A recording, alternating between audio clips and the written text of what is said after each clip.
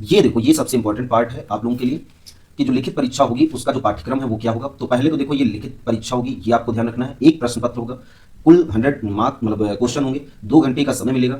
और जो ये मतलब होगा वो बहुविकल्पी क्वेश्चन मतलब एमसीक्यू बेस्ड होगा। और एक प्रश्न जो है मतलब 1 क्वेश्चन 1 मार्क्स का होगा, तो मतलब 100 क्वेश्चन होंगे तो 100 मार्क्स के होंगे। और इसमें जो 1/4 की जो हमारा रहेगा आपका निगेटिव मार्किंग, तो ये भी बहुत ज़्यादा भी कठिन नहीं, क्योंकि 1/4 आप ये समझ के चल सकते हो कि आपके पास बहुत ज़्यादा मतलब ये मैं आपको आगे बताऊंगा कभी, जब आप एक बार कमेंट करिएगा तो मैं आपको इसमें बताऊंगा कि 1/4 से फ़ायदा क्या है, 1/3 होता तब क्या फ़ायदा होता। तो वो चीज़ अभी मैं यहाँ पर हटाता हूँ। देन इसमें देखो, जो आपका पेपर होगा मतलब जो ये इसका जो पेपर कंडक्ट कराएगा वो मतलब 3 फेज़ में, मतलब फर्स्ट मतलब 3 फेज़ सॉरी मतलब 3 उसमें पार्ट होंगे, 1 2 3। तो फर्स्ट जो भाग होगा उसमें सांख्यिकी से रिलेटेड मतलब 10 क्वेश्चन आएंगे, इसने बोल भी दिया है कि इस हिसाब से रहेगा। देन इसके बाद में जो आंकड़ों से रिलेटेड रहेगा वो 10 मार्क्स का रहेगा, ये भी आपको ध्यान रखना है।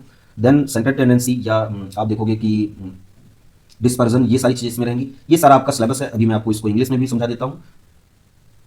और ये देखो, ये यहाँ पर आप यहाँ पर देखो तो ये 2 घंटे का समय आपको दे रखा है, ये भी यहाँ पर समझाया गया है। देन इसके बाद में अगर हम नेक्स्ट देखें,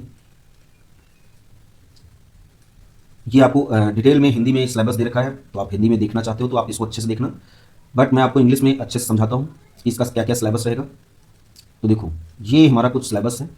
आपको स्टैटिस्टिक पढ़ना है, collection and presentation of data, उससे 10 नंबर का क्वेश्चन आएगा। मेजर ऑफ सेंट्रल टेंडेंसी और dispersion, index number, rates and ratio, यहाँ से 5 नंबर का क्वेश्चन रहेगा। मतलब ये देखो, ये कितना ज़्यादा इंपॉर्टेंट है। और देन देखो इंडेक्स नंबर, तो इंडेक्स नंबर और ये यहाँ पर देखो इसका भी वेटेज, कोरिलेशन एंड रिग्रेशन, ये बहुत ज़्यादा इंपॉर्टेंट है। हालांकि यहाँ पर इन्होंने पता नहीं क्यों इसका वेटेज कम दिया है, बट ये बहुत ज़्यादा इंपॉर्टेंट है। देन इसके बाद में फंडामेंटल मैथमेटिक्स, तो इसमें थोड़ा मैथ्स के बारे में रहेगा, वो मैं भी आपको नीचे दिखाता हूँ। परम्यूटेशन एंड कॉम्बिनेशन ये रहेगा, प्रोबेबिलिटी भी इसमें रहेगा, तो ये भी अच्छा है टॉपिक। देन इसके बाद में आप देखोगे, ये तो हो गए पार्ट जो आपको स्टैटिस्टिक्स से रिलेटेड है और ये आपको पढ़ने हैं। देन इसके बाद में देखो, ये इसका वेटेज बहुत अच्छा इन्होंने दे दिया है, और ये बहुत अच्छी भी बात।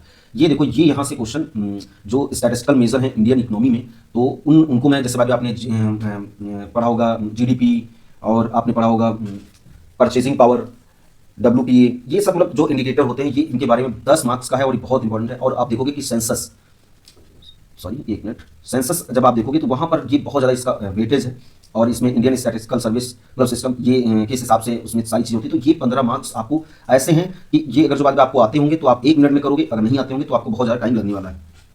देन इसके बाद में और देखो, क्योंकि चूंकि आपको ओ लेवल इसने मांगा है, तो ओ लेवल मांगा है तो इसका मतलब वो ये भी मान के चल रहा है कि आपको कंप्यूटर की नॉलेज भी है, और ये जो पोस्ट है ये कंप्यूटर बेस्ड ही है, जिसमें स्टैटिस्टिक का यूज होगा, मतलब गेन कर पाओगे।